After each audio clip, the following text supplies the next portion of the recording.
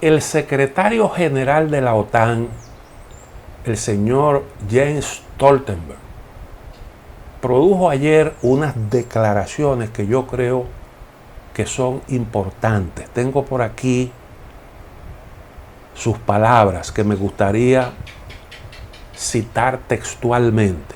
Dice: los miembros de la OTAN planean expandir su esfera de cooperación con los estados asiáticos debido a la negativa de la República Popular China de condenar la operación militar especial de Rusia en el Donbass.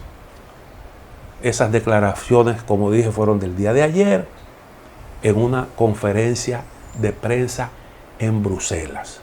Yo creo que son declaraciones importantes. ¿Qué es lo que nos está anunciando el señor Stoltenberg? Bueno, todos sabemos que Estados Unidos hace poquito, un par de semanas antes de el inicio de la guerra en Ucrania, anunció, nosotros aquí eso lo comentamos, una nueva estrategia para la región del Indo-Pacífico.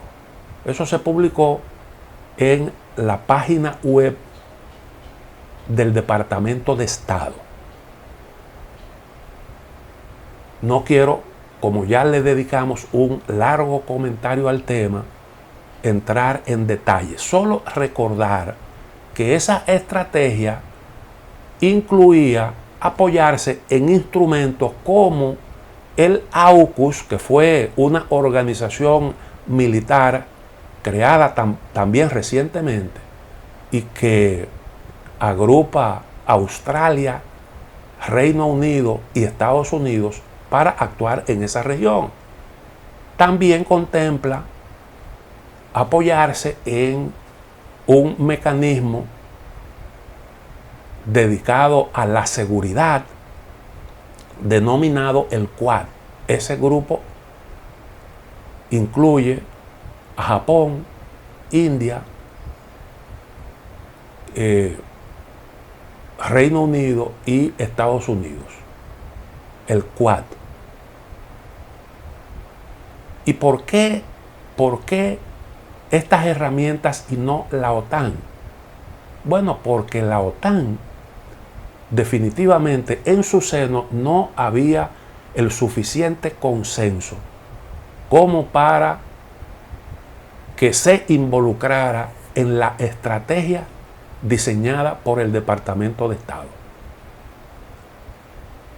Ahora, sin embargo, la OTAN, después de lo que está o con motivo o impulsada por los acontecimientos en Ucrania, se decide hacer parte de la actuación ya como bloque de Occidente en esa región del lejano Oriente.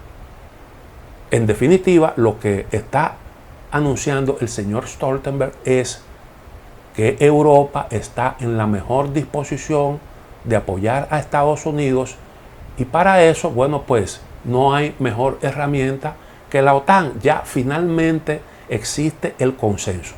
Es lo que nosotros hemos estado hablando aquí desde hace bastante tiempo. El principal logro de Estados Unidos en el marco de esa situación que se está viviendo en Ucrania es precisamente la compactación del bloque occidental. Nosotros siempre sostuvimos que en algún momento la OTAN iba a poner la mira en China, porque Rusia no es el principal adversario. El principal adversario es China. Recuerden ustedes que Estados Unidos hace poco decidió replegarse de Afganistán y de Oriente Medio. ¿Por qué decidió eso? Bueno, porque estuvo ahí accionando durante bastante tiempo en Afganistán permaneció 20 largos años, no pudo conseguir los objetivos que se propuso, tuvo que replegarse para entonces centrarse en un aspecto que entendió era fundamental: contener a China, porque mientras estuvo entretenida allí, apareció China como un gran competidor y había entonces que reformular la estrategia. La OTAN no quiso acompañar porque los países europeos hicieron resistencia a Estados Unidos en esos propósitos, y por eso se creó el AUKUS y por eso se reactivó el Quad. Ahora las cosas entonces comienzan a cambiar. ¿Cuál es el objetivo? Lo definió el presidente Biden: un nuevo orden mundial. Lo que significa que la realidad que está viviendo ahora mismo la humanidad, el actual ordenamiento, que incluye la competencia entre distintos grandes jugadores, no acomoda a Estados Unidos. Y Estados Unidos quiere eliminar la amenaza a su predominio a nivel mundial. Eso es lo que está planteado. Y entonces en Europa se ha producido una especie de golpe de timón, un viraje, a propósito estimulado por la situación de Ucrania. Pero también aquí mucho ha tenido que ver, esta es una apreciación que tengo yo, con la salida del poder de la señora Angela Merkel. Porque Angela Merkel supo hacer valer los intereses de la Unión Europea, no siempre coincidentes con los de Estados Unidos, aunque un país aliado, pero no siempre coincidentes. Yo creo que manifestaciones de eso hay muchísimas. Y prefirió mantener unas relaciones buenas con Rusia y unas buenas relaciones con China. La Unión Europea, de hecho, ha tenido como bloque muy buenas relaciones con China, pero la incursión rusa en Ucrania lo ha cambiado todo. Alemania, de alguna forma, pierde ese liderazgo que tenía con Merkel en el seno de la Unión Europea. Lo he dicho en varias oportunidades. Estados Unidos desplaza a Alemania y pasa directamente a ejercer el liderazgo. No es que no tenga Alemania incidencia ahí, que la tiene, pero no es tan determinante como el caso de cuando estaba Merkel, que cuando se produjo la guerra en Ucrania, supo buscarle una solución a eso y promovió el denominado Acuerdo de Minsk, que finalmente no se cumplió. Entonces, el asunto que también nos planteamos aquí del momento en el que se produciría ese cambio de dirección sigue siendo todavía una incógnita. Ahora se va a discutir hoy y mañana, según lo que anunció Stoltenberg, se va a discutir en Bruselas la nueva estrategia de la OTAN, que por primera vez, ya eso sí está anunciado, va a incluir a China. Ustedes pueden estar seguros de que allí se va a reiterar o se va a acoger esa estrategia que ya diseñó Estados Unidos, porque en la OTAN Estados Unidos tiene la voz cantante. El asunto de en qué momento cuál es el momento ideal para dar el paso es una cuestión que no está tan clara. ¿Por qué? Bueno, porque ahora mismo aparentemente los países occidentales quisieran producir resultados en el menor plazo posible. porque si se extiende la situación que se está viviendo ahora mismo en Ucrania, eso significaría la prolongación de todo el malestar que está causando esa guerra. Y eso está afectando al mundo entero. Por tanto, puede provocar unos efectos que pudieran sentirse en la política interna de los distintos países. El tiempo es importante. Y para garantizar la efectividad de las sanciones que le han sido aplicadas a Rusia, es importante contener, impedir que China apoye a Rusia. Y para eso se anuncia una especie de ofensiva en la región asiática que va a incluir el trabajo mancomunado con los países de la zona del lejano oriente. Y eso tiene algunas ventajas para Occidente, pero también tiene sus desventajas. ¿Por qué? Bueno, porque si usted al problema que se está viviendo hoy le suma otro conflicto, pero en este caso con la segunda gran economía del mundo, lo que se puede crear a nivel del planeta es una situación sumamente explosiva. Sumamente explosiva. Pero todo indica que ese podría ser el camino. Permítanme la otra pausa y en breve retornamos con el tema. Lograr un nuevo ordenamiento mundial no es una cosa que se puede lograr en un tiempo breve. Eso puede tomar mucho tiempo, puede tomar décadas. Depende de un montón de factores.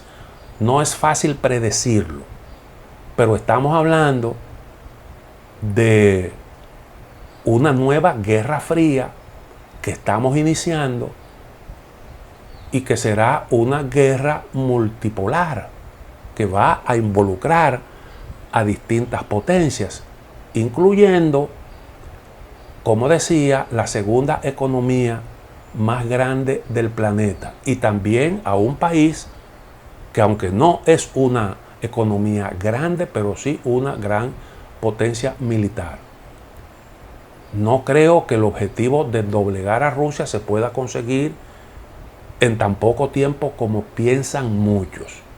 Y entonces aquí hay que hacer una proyección a largo plazo. ¿Cómo es que todo esto va a caminar? ¿Cuáles pueden ser los efectos? ¿Cuáles los obstáculos en el camino y sus repercusiones?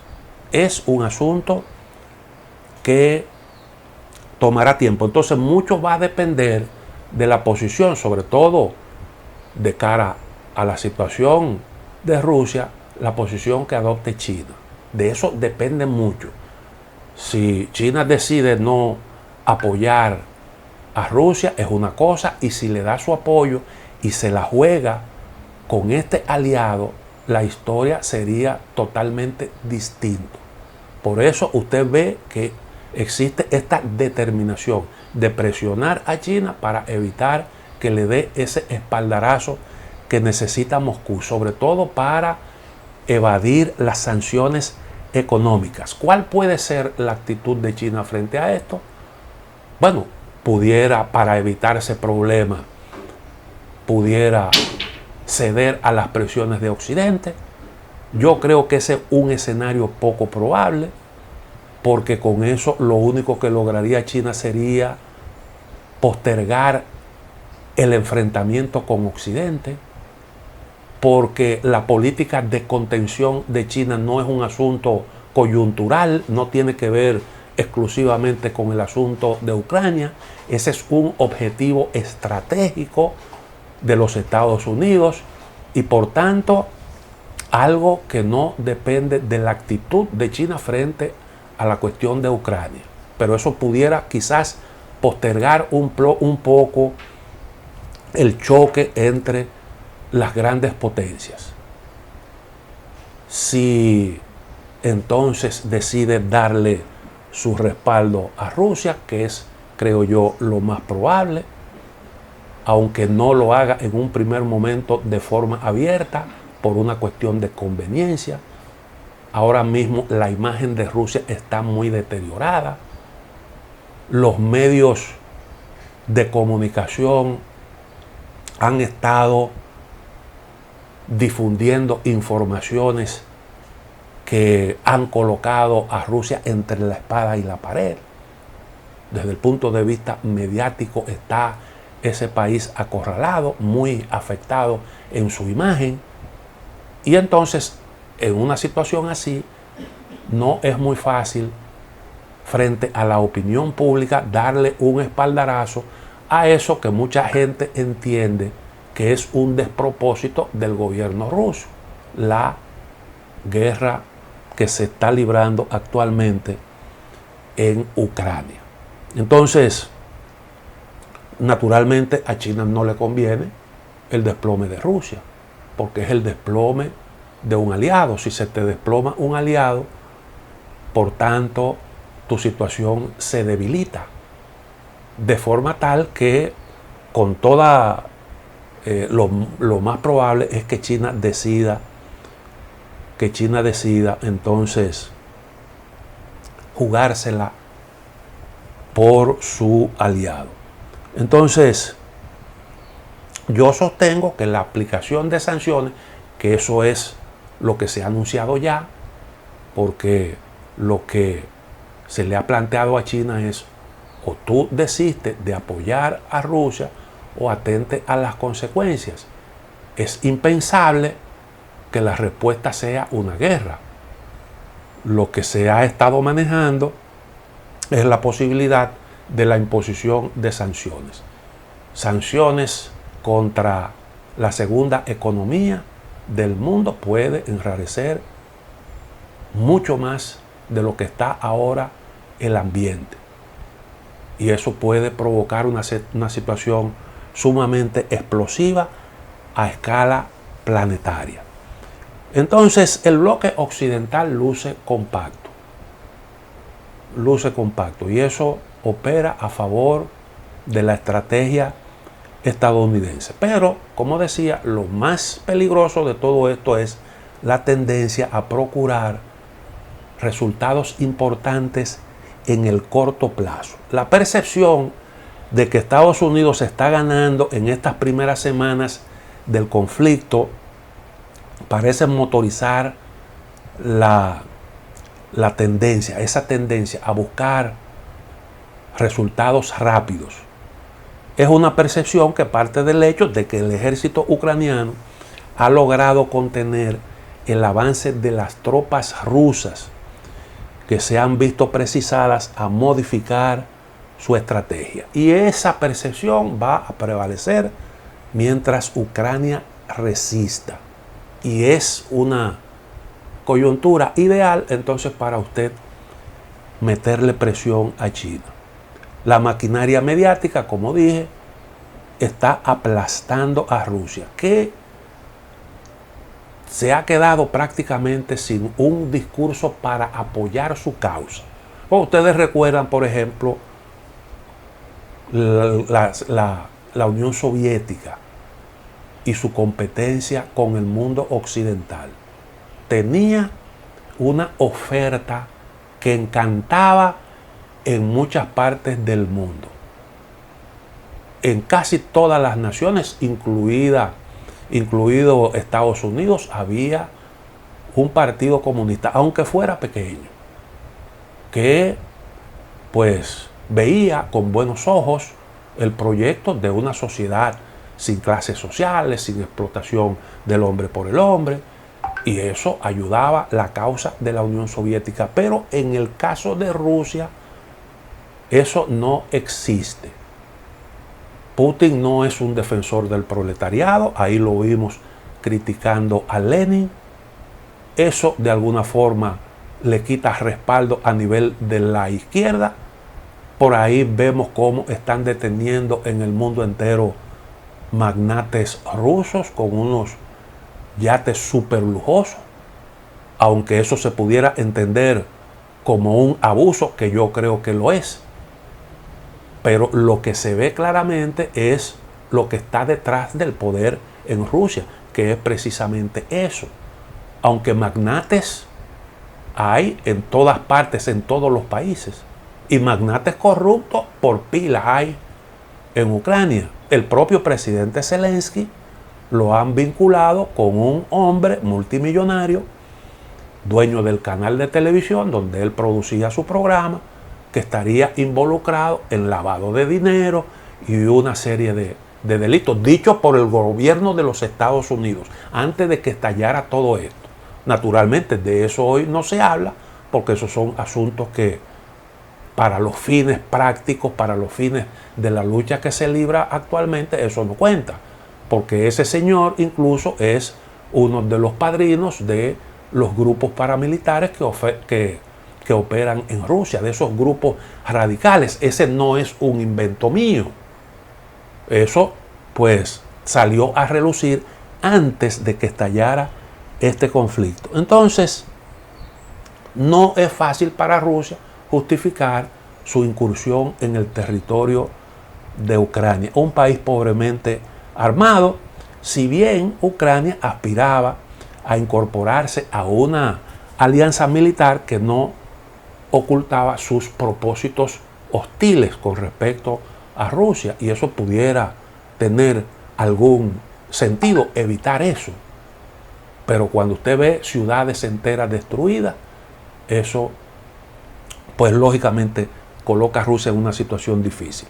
El descrédito ruso es importante porque eso de alguna forma, insisto, presiona a China, que tiene que disimular su respaldo a Rusia por esa situación. Entonces, no obstante a eso, estrictamente hablando, no se puede decir, eso desde el punto de vista mediático pudiera tener sentido, pero no se puede decir estrictamente hablando que Ucrania está ganando la guerra, porque no es así. Vamos a hacer una pequeña pausa y yo voy a explicar por qué pienso de esta manera. Decía en el segmento anterior que no se puede decir que Ucrania está ganando la guerra. ¿Por qué? Bueno, porque Rusia tiene ahora mismo el control de una parte del territorio de Ucrania, y una parte importante del territorio, incluyendo la salida al mar. Esa zona del sur la controla Rusia. Amplió la zona del Donbass y tiene cerco de algunas ciudades importantes de Ucrania, aunque ha tenido que reformular su estrategia, que yo creo que una de las cosas que quedan claras en todo esto es probablemente la inutilidad. No soy especialista en esto, he leído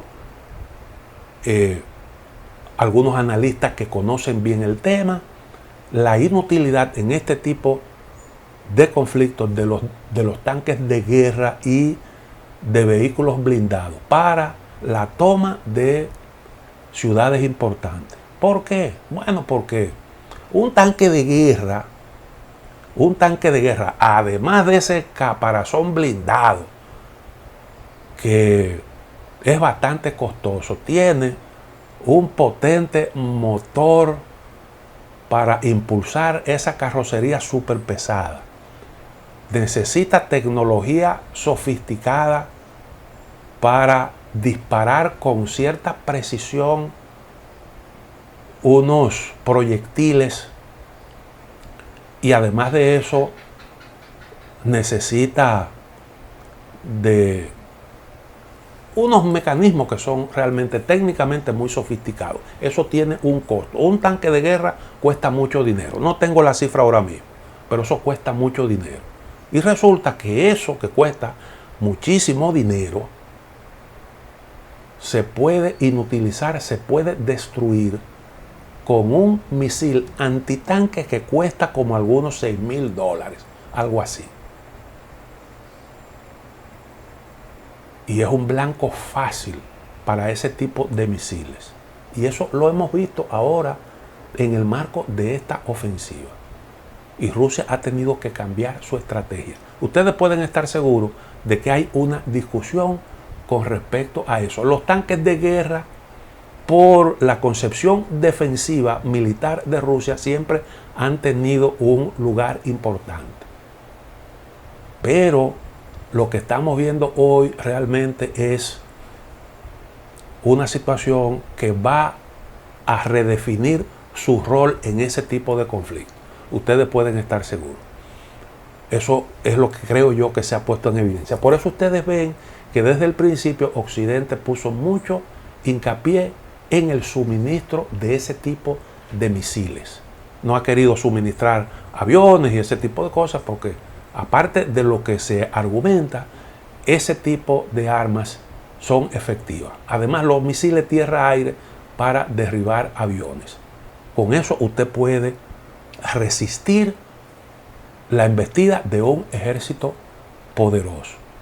Cuando usted vio que Occidente comenzó a hablar de la posibilidad del uso de armas químicas, era precisamente por eso. No porque tenía información de que ya se estaba, como se difundió, preparando las condiciones. Es que se imaginaban que la forma más efectiva de tú sacar al cangrejo de la cueva es con ese tipo de armas que tienen los ejércitos de todos los países desarrollados. Bueno, pues esa situación ha afectado mucho a Rusia, pero Rusia también ha logrado algunos objetivos que desde este lado no se pueden evaluar muy fácilmente. ¿A qué me estoy refiriendo? Hubo un alto funcionario del gobierno ucraniano que dijo lo siguiente. Eso fue el 31 de marzo.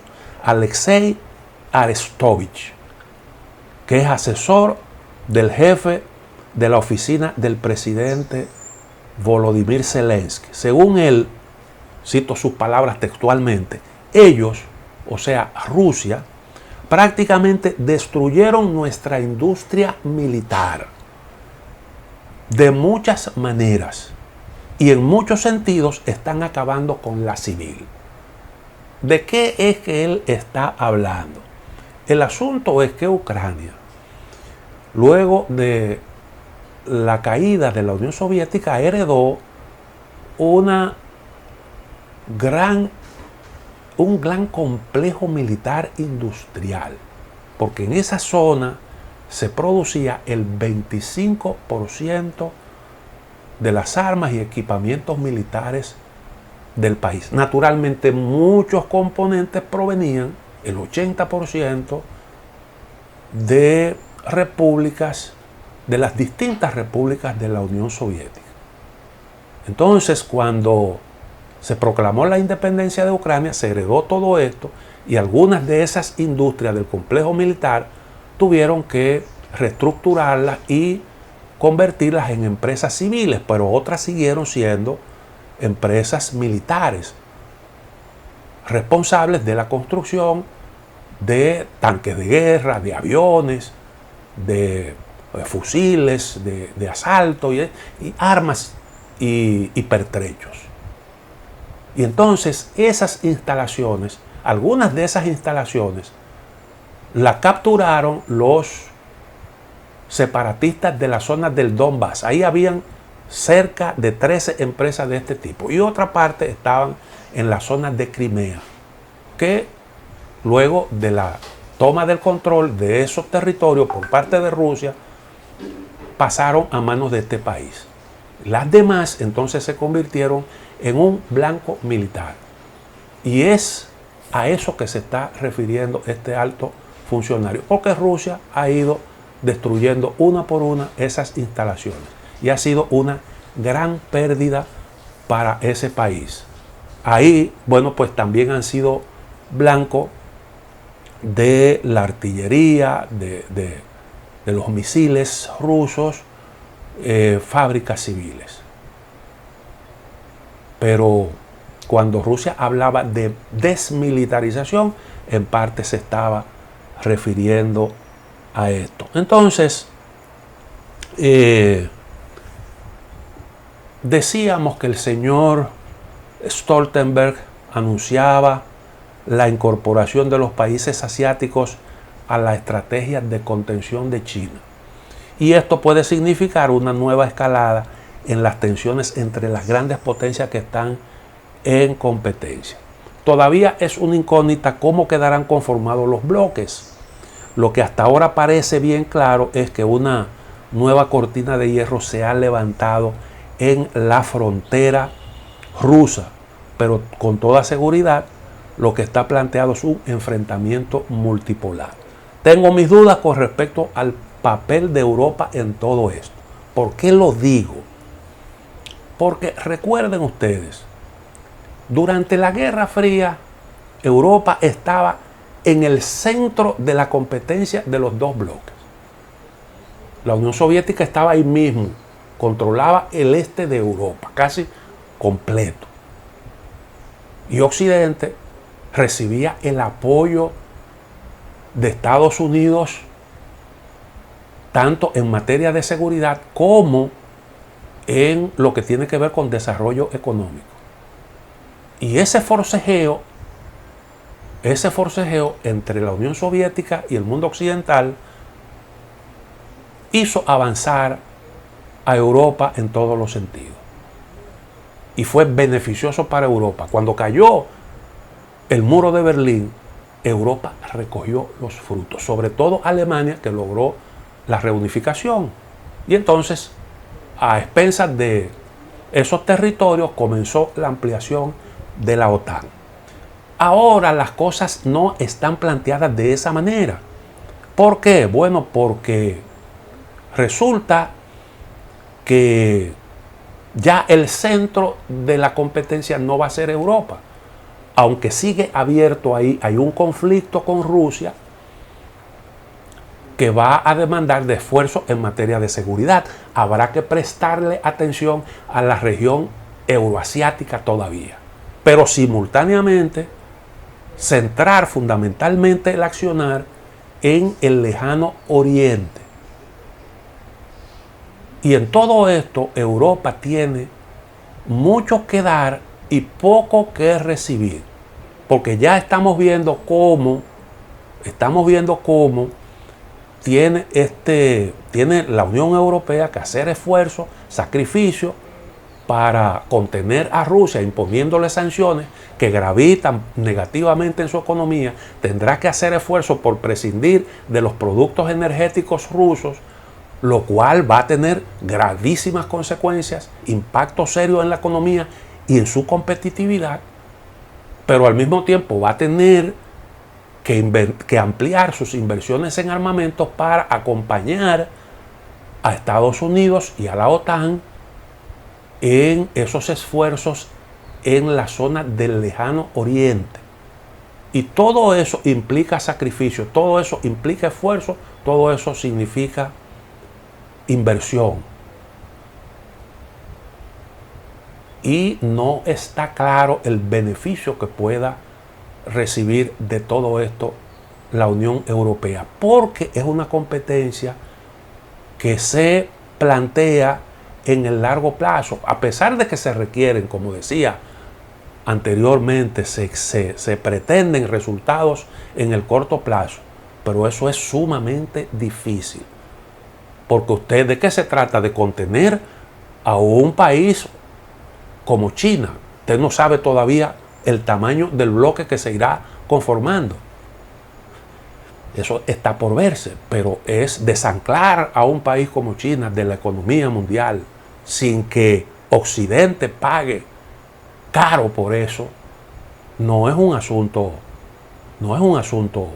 tan fácil. Eso sería una especie de obra de arte geopolítico. Porque Europa depende ahora mismo económicamente prácticamente de China.